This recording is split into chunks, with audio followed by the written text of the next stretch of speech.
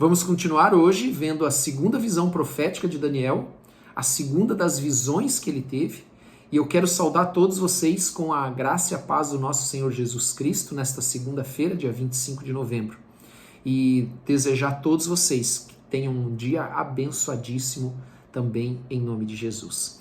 Eu quero, antes de nós abrirmos a nossa Bíblia, ali em Daniel capítulo 8, verso de número 11, nós vamos orar, como sempre nós fazemos, nos preparando para a palavra do Senhor. Pai, em nome de Jesus, eu quero te agradecer por esse dia, te dou toda a honra, toda a glória e todo o louvor. Peço perdão pelos nossos pecados, assim como nós temos perdoado aqueles que nos ofenderam, perdoa-nos também, Senhor, em nome de Jesus. E dá-nos o entendimento, a compreensão da Tua palavra por meio do Teu Espírito. Prepara o nosso coração como uma boa terra, em nome de Jesus. Amém. Glória a Deus. Então nós vamos continuar hoje lendo aqui o capítulo de número 8, verso 11 de Daniel. Ontem nós começamos lendo esse capítulo, vimos que falamos um pouco daquele pequeno chifre que se engrandeceu, e no versículo 11 diz: sim, engrandeceu-se até o príncipe do exército. Veja, o príncipe do exército é uma referência a Deus, mas quando ele diz que ele se engrandeceu-se até o príncipe do exército, ele está falando das coisas terrenas. No caso aqui, principalmente, o templo em Jerusalém. Amém? Que era uma referência à casa de Deus. Dele tirou o sacrifício diário, ou seja, o sacrifício que era feito no templo diariamente, ele acabou com esse sacrifício, e o lugar do seu santuário foi deitado abaixo. Amados, então, esse príncipe, como eu falei, do exército, é uma referência ao próprio Deus, mas no que diz respeito às coisas terrenas, que ele foi destruindo. Esse pequeno chifre, então, que ele é uma referência a Lúcifer, e ele aspira a ser como Deus. Por isso que ele engrandeceu-se até o príncipe do exército, ou seja, quis engrandecer-se como Deus, ser como Deus, que era o desejo de Lúcifer nos céus antes de ele ser expulso. E aqui, quando ele fala do santuário, é o templo de Jerusalém, aonde então Antíoco profanou o templo. Ele colocou, por exemplo, a estátua de Zeus sobre o altar de bronze. Além disso, ele sacrificou uma porca nesse altar, eu falei sobre isso ontem, e este animal era um animal considerado pelos judeus um animal imundo. Então ele profanou, ele acabou com o sacrifício diário que havia no templo, ele quis tomar o lugar de Deus. E no versículo de número 12, ele diz: o exército lhe foi entregue com o sacrifício diário por causa das transgressões, e deitou por terra a verdade, e o que fez prosperou, porque ele vinha no poder de Satanás. Claro que havia permissão de Deus sobre isso, juízo de Deus em tudo isso, mas ele veio no poder de Satanás, ele veio e também ele deitou por terra a verdade, ou seja, é uma referência que ele vem e pisa a palavra de Deus, porque ele quer se engrandecer e ser como Deus, assim como o anticristo. Amém? Versículo de número 13. Depois ouvi um santo que falava, e disse a outro santo para aquele que falava. Ou seja, um anjo falando com outro anjo. Daniel estava ouvindo. Até quando durará a visão do sacrifício diário e da transgressão assoladora, visão na qual é entregue o santuário, o exército, a fim de serem pisados? Então aqui um santo estava perguntando a outro santo até quando nós íamos ver aquela abominação lá no santuário, lá no templo, até quando o santuário estava entregue nas mãos desse homem que é uma figura ou uma pré-figura do anticristo. Ele me disse: até 2.300 tardes e manhãs, e o santuário então será purificado. Então aqui, amados, nós começamos a ver no versículo de número 14 que nós estamos lendo, que 2.300 tardes e manhã representam 2.300 dias, que é aproximadamente 6 anos e meio, que é impressionante, amados, a exatidão da profecia, porque é exatamente o tempo da profanação e da perseguição de Antíoco contra os judeus lá em Jerusalém.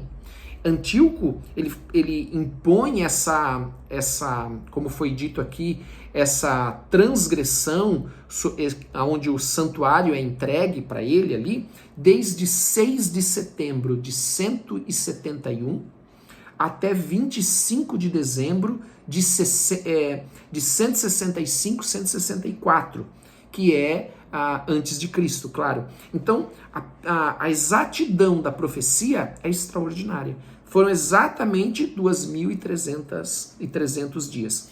Depois disso, Antíoco morreu. Também ele morreu, não foi por homem, ele morreu, de certa maneira, com loucura e também com problemas digestivos, intestinais, alguma coisa assim, agora me fugiu. Mas depois, então, desses 2.300 dias, os judeus, então, celebraram a purificação de novo de toda aquela terra, fizeram lá, então, a festa das luzes. Amém? Versículo 15. Havendo eu, Daniel, tido a visão, procurei entendê-la. E eis que se apresentou diante uma como aparência de homem. Então alguém apareceu diante dele. E eu ouvi uma voz, versículo 16, de homem, de entre as margens do Ulai, que é aquele rio que havia lá em Suzã, que até então era uma cidade insignificante, mas depois se torna uma grande cidade, com um grande palácio, onde nós vemos ali a história de Esther e Neemias se desenrolando. A qual grita e disse: Gabriel, dá a entender a este a visão. Aqui é a primeira menção que se tem na Bíblia desse mensageiro, desse anjo Gabriel, que provavelmente é o mesmo que aparece para Maria lá no Novo Testamento, né?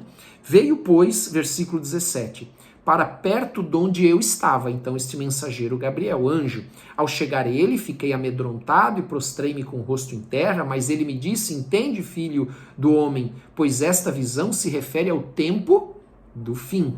Veja, ao mesmo tempo que esta visão se refere a algo que vai acontecer em Jerusalém. Eu tenho ensinado aqui, você já deve ter ouvido muito isso, que Israel é o relógio do mundo. Isso que vai acontecer em Jerusalém, naquela data lá a partir de 6 de setembro de 171 a.C., com este general Antíoco.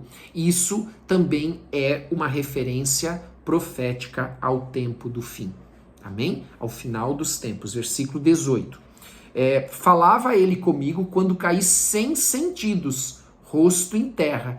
Ele, porém, me tocou e me pôs em pé no lugar aonde eu me achava. Amados, então, a presença do anjo foi tão extraordinária e da revelação tão grande que ele caiu por terra. Entenda uma coisa, que eu abro um parênteses muito rápido para fazer um comentário aqui. Perceba que Daniel nunca buscou a revelação para se engrandecer. A busca da revelação, das visões de Daniel, tem aqui como alvo o povo de Israel, a preocupação com todas as visões que ele teve do que significava, mas não para se auto-engrandecer. Amém? Ele buscava por como é que eu posso dizer, aquelas visões tão aterradoras que ele teve, que ele ficou preocupadíssimo, assustado, né? Ele usa aqui os termos que me fugiram agora, as palavras. Isso o fazia buscar a revelação, não era por outro motivo. Não era para contar que ele teve a visão, para se engrandecer, nada disso. Versículo de número 19. Então, quando ele fala aqui, é importante também isso, quando ele fala que isso não se refere ao tempo determinado do fim, nós não podemos esquecer de uma coisa, que o tempo do fim, ele só vai chegar quando ocorrer a segunda vinda de Cristo. Quando ocorrer a segunda vinda de Cristo, ele então vai destruir o anticristo e todos os reinos serão entregues para Jesus, e nós temos ali a inauguração do milênio, 1000 anos onde Cristo e os seus santos, nós vamos reinar sobre a terra, tá? Aquele versículo de número agora 19. Então, a ira do Senhor, que nós vemos aqui, olha só, é importante isso aqui que eu estava esquecendo de falar. Eis que te farei saber o que há de acontecer no último tempo da ira. Veja, esse tempo da ira do Senhor é contra quem se rebelou contra Deus. É contra esses que vai vir a ira de Deus. Contra quem se rebelou contra ele, Deus. especialmente contra quem estiver vivo quando Jesus retornar. Amém? Esse é o tempo da ira aqui. Versículo de número 20. Aquele carneiro com 2 chifres que viste são os reis da Média e da Pérsia. Aqui ele vai explicar tudo o que nós já falamos, então eu vou ler. São os reis da Média e da Pérsia, mas o bode peludo é o rei da Grécia. O chifre grande entre os olhos é o primeiro rei, Alexandre. O ter sido quebrado, levantando-se 4 em lugar dele, significa que 4 reinos se levantarão deste povo, mas não com força igual a que ele tinha, porque não eram nem descendentes de Alexandre. E nós citamos aqui 2 dos principais reinos, seja um deles o Seleuco, né? Da onde surge ali este general Antíoco depois, que toma posse, que se apropria do trono, sendo que ele não era o descendente ou aquele que iria herdar naturalmente o trono. Mas no fim do seu reinado, quando os prevaricadores acabarem, levantar-se-á um rei de feroz catadura e especialista em intrigas, este Antíoco. Né, dos 4 reis que surgiram do grande, agora vai surgir um que é especialista em intrigas. Grande é o seu poder, mas não por sua própria força, porque o poder que ele recebia vinha direto de Satanás. Causará estupendas destruições, prosperará e fará o que lhe aprouver, destruirá os poderosos e o povo santo. Por sua astúcia nos seus empreendimentos, fará prosperar o engano. Olha o que Jesus fala sobre o engano dos últimos tempos. No seu coração se engrandecerá e destruirá a muitos que vivem despreocupadamente. Sabe, querido, há muitas pessoas que não sabem de nada, não têm entendimento sequer de nada. Levantar-se-á contra o príncipe dos príncipes, mas será quebrado sem esforço de mãos humanas. Ou seja, ele se levanta contra Deus, porque ele aspira a ser como Deus, mas ele é quebrado sem esforço de mãos humanas. Lembra da pedra que é cortada e atinge a estátua nos pés e destrói aquele reino que era representado por barro e ferro. A visão da tarde e da manhã que foi dita é verdadeira. Tu, porém, preservas a visão, porque se refere a dias ainda muito distantes. Olha só, como é uma palavra profética, aonde que ao mesmo tempo essa visão dele tem esse cumprimento com os judeus, nessa perseguição de Antíoco, mas a interpretação profética é que Antíoco, então, esse rei, ele ilustra profeticamente o período final da tribulação e do próprio anticristo. Eu, Daniel, versículo 27, enfraqueci e estive enfermo alguns dias, olha só, por causa da visão, amados. Então me levantei e tratei dos negócios do rei. Espantava-me com a visão e não havia quem a entendesse. Olha que tremendo, querido.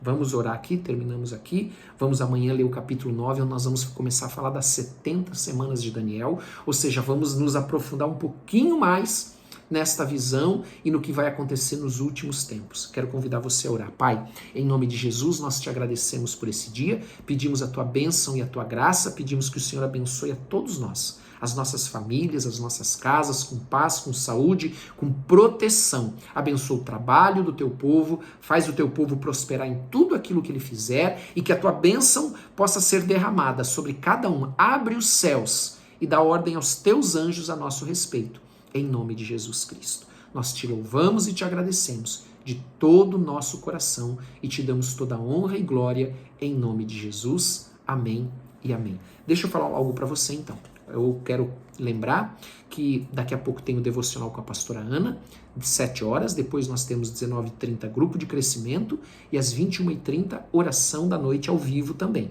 Amém? E que você, se puder, por gentileza, dê like, compartilhe com quem você ama e também coloque nos comentários o teu pedido de oração. Nós oramos por todos, em nome de Jesus. Amém? Deus te abençoe, tenha um ótimo dia em nome de Jesus Cristo. Um grande abraço para todos.